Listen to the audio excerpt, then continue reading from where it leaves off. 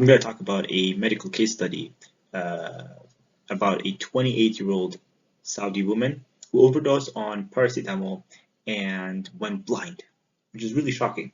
That's not what's supposed to happen. Hey, I'm Dr. Magnum. I'm a second-year pharmacy student, and I'm trying to share my knowledge and curiosity and my enthusiasm about the medical world with you guys here. So let's get right into it. So our case study starts with a 20-year-old woman is rushed to the emergency room because she has abdominal pain and vomiting, and because she basically ingested a lot of paracetamol. Now that's true, but that's not the whole story, okay?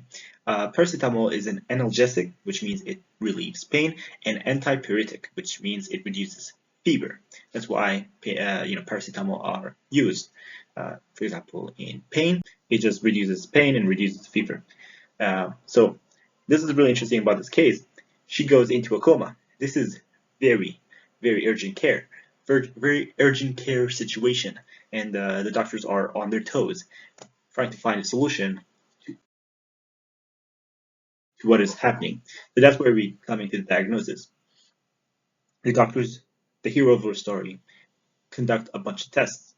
The first one is the liver test because paracetamol's first place where it fucks up everything is the liver. So in our test, her liver was pristine. It was acceptable.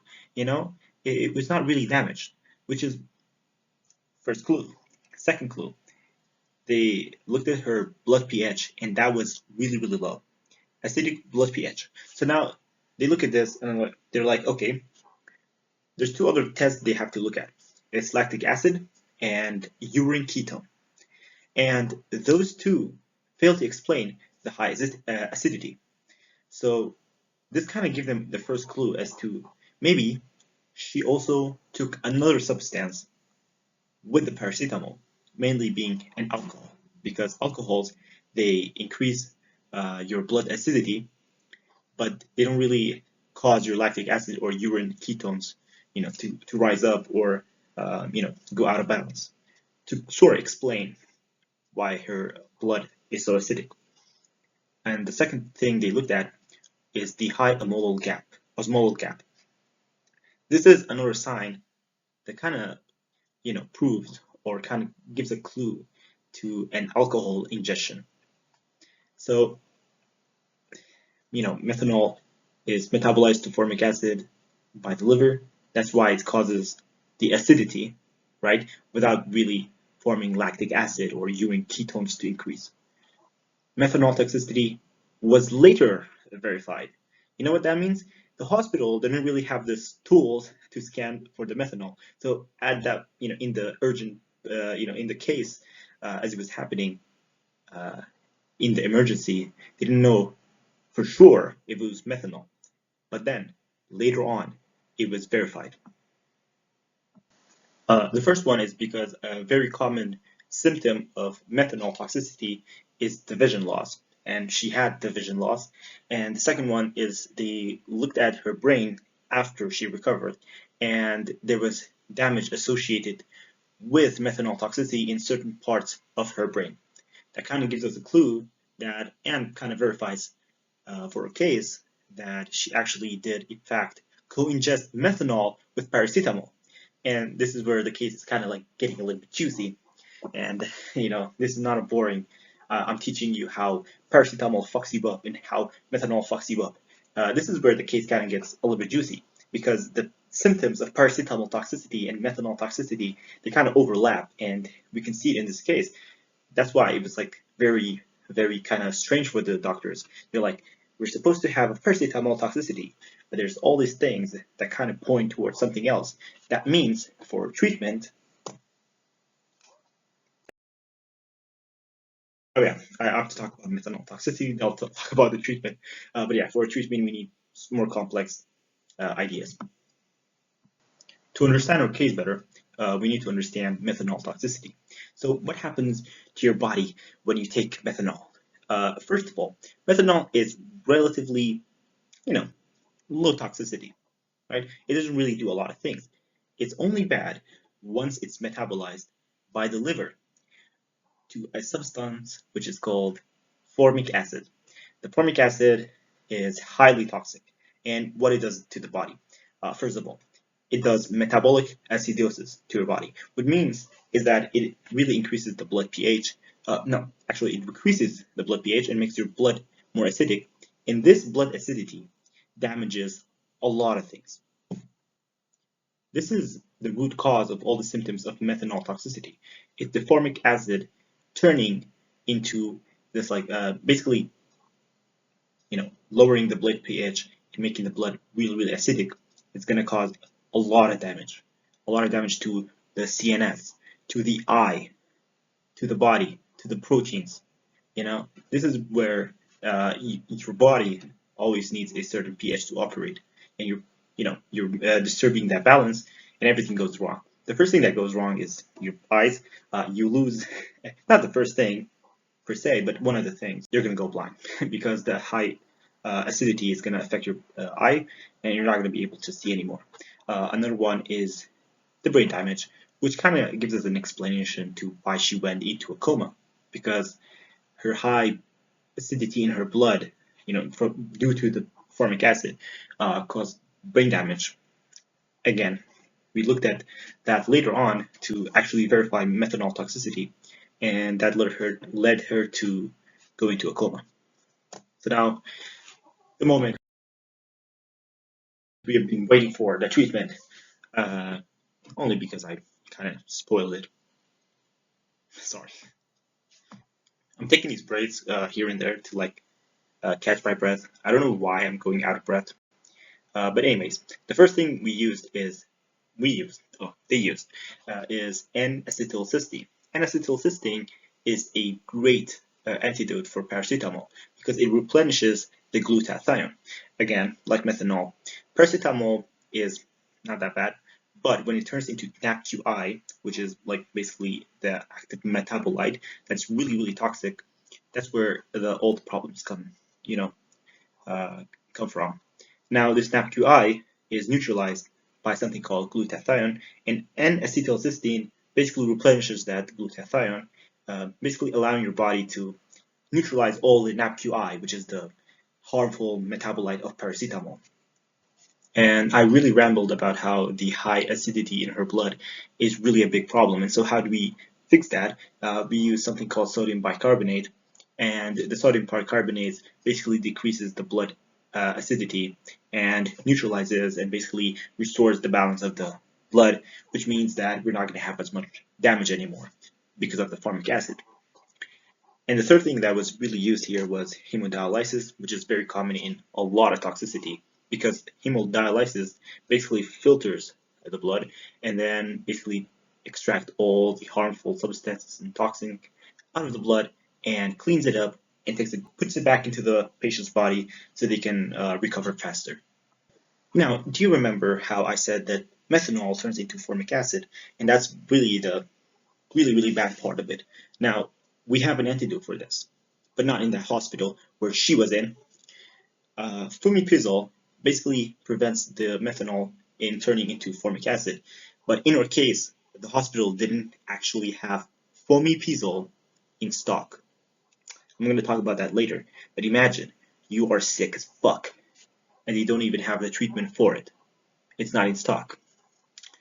Now, there's a hack solution that's not really used that much, but because it has a lot of side effects and stuff like that, but ironically, ethanol. And how does that work? Is because once you take ethanol and methanol at the same time, as I said, the whole idea is we're not going to let methanol turn into formic acid, and ethanol literally does that. It's going to prevent them because the liver is going to be busy with the ethanol. It's not going to turn the methanol into formic acid. Guys, I literally about to faint because this video, it's my first time and I'm trying to really get good at this. So I just want to take a break and say, please subscribe, donate, support the channel as much as you can, to keep this bullshit going. But yeah, I don't think it's bullshit. I think I just in its form right now, and that's why I need a lot of support so I can improve and make this thing pristine, because I believe in this. I really think this is really helpful. Okay, so let's talk about this thing. First of all, we have a case where it's not just a simple paracetamol case, paracetamol toxicity case. We have another co-ingested substance that their symptoms really overlap. So it's really difficult for the team to diagnose the illness, especially when you have a hospital like this where you don't even have the test for the methanol.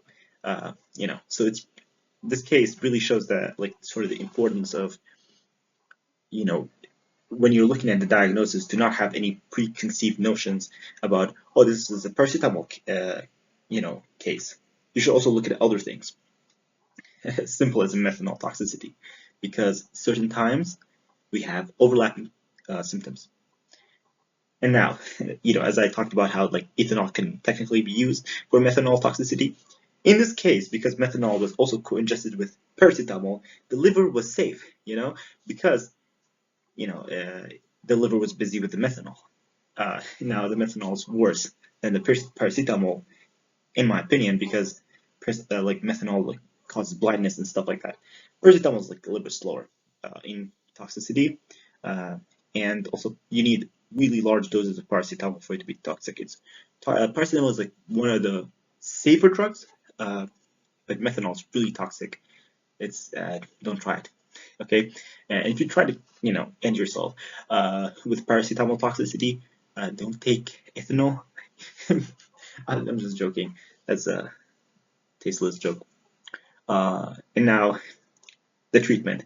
We have to like literally look at this treatment and be like, this was not the correct treatment because it didn't really address formic acid. And this has two issues. The first one is she actually does have a lot of adverse effects, like blindness, and another one is delayed recovery. She just didn't recover as fast as she could have if she had the right treatment, aka fomepizole, which is really interesting. Like a hospital not having a specific substance antidote that is so urgent is a point to really focus on. And if you want to make sure, like this is what I'm trying to say here, is like imagine you were in that situation and you needed that and the hospital didn't have it because I'm also from Iraq.